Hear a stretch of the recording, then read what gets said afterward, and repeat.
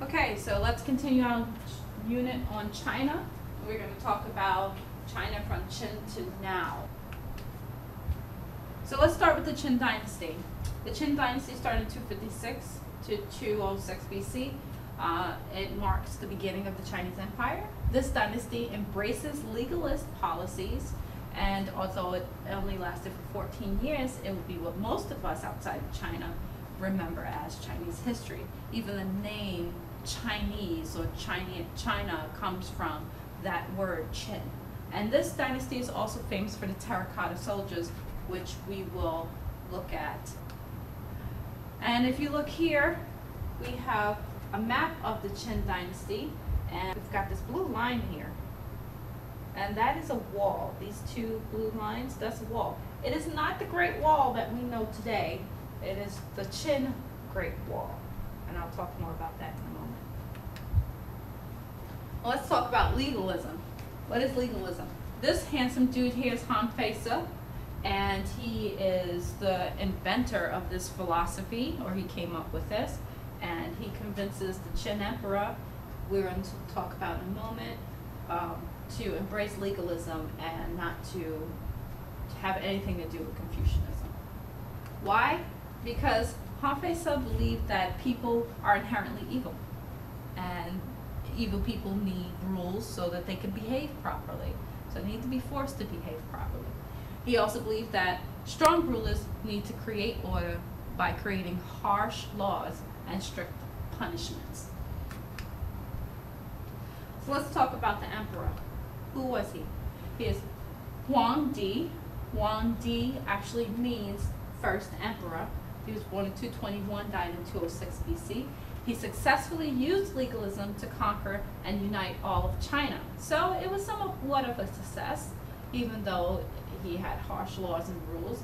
He ordered nobles to leave their home and come live in the capital, Xiangyang.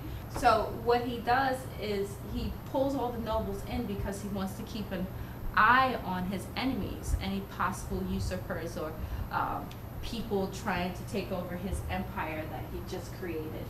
He standardized writing, weights, measures, and even axle lengths. Now with writing at this time, most of the states in China wrote differently. They all had their different forms of writing. And what he did to make communication better, he standardized writing. Now with the axle lengths, which is important because he goes on to create these awesome roads, and if you're traveling on these roads, which are mostly mud roads, you've got your cart and you're traveling along and your cart wheels are making ruts in the road. So if everyone has different sized cart wheels, they're going to be destroying these brand new beautiful roads that Huang Di made. So he said, instead of everyone having different sized carts, like from a mini car sized cart to a Humvee sized cart, everyone's going to have the same standardized cart. So maybe like a Honda sized cart axle, and that will create the same ruts going down the road, and it won't destroy the roads, which he needs obviously to transport his army.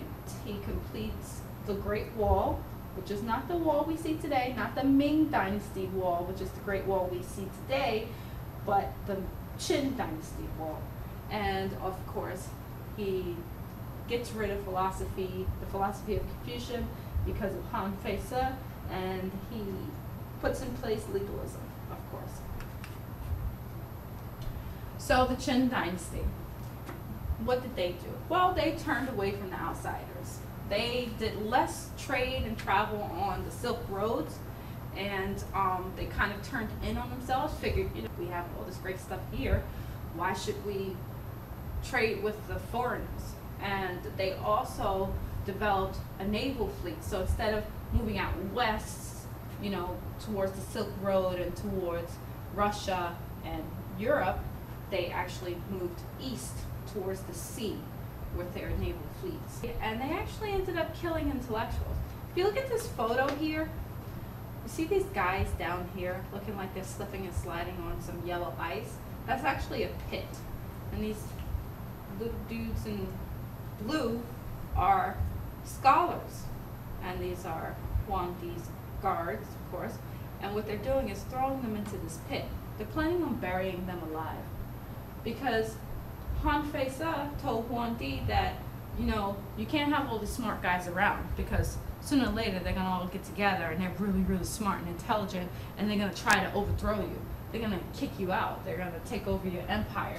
You should get rid of them. You shouldn't trust them. This is another reason why he didn't like Confucius, because Confucius, of course, you know, he emphasized intellectuals. And Han Fei-se was like, you better not trust those intellectuals. So this image is of Huang Di throwing these scholars into a pit and burning their books. Hurts my heart as a historian to see burnt books, because history is lost. But again, because the next dynasty we're going to talk about didn't really like the Qin dynasty, we're not really sure if any of this is true, because they hated them. So this may be something that they made up. And also, this may just be kind of propaganda to put fear in the hearts of people, saying that if you're, you know, some kind of intellectual, we're going to kill you. I mean, he probably did, but it might be something that he just put out there to put fear in people's hearts, and it might be something that the next dynasty we're going to talk about did to have them dislike the Qin dynasty and legalist ways. So here's a picture of the terracotta soldiers, and Huang Di built this elaborate tomb, and I'll show you here. This is a view on the right of what the tomb looks like today, and on the left of it looks like a step pyramid, kind of what we think it may look like, because they kind of did like this ground penetrating imagery stuff to see what's under the mound there you see on the right, and they have an idea of what it may look like. For over 2,000 years, the legend has been that Huang Di built this massive, beautiful tomb, and it's got like things that we can't even imagine, and inside there are rivers of mercury. Huang Di was obsessed with immortality, and he actually drank mercury to keep himself alive, and actually killed him. And he thought that mercury would, you know, give him immortality. It did.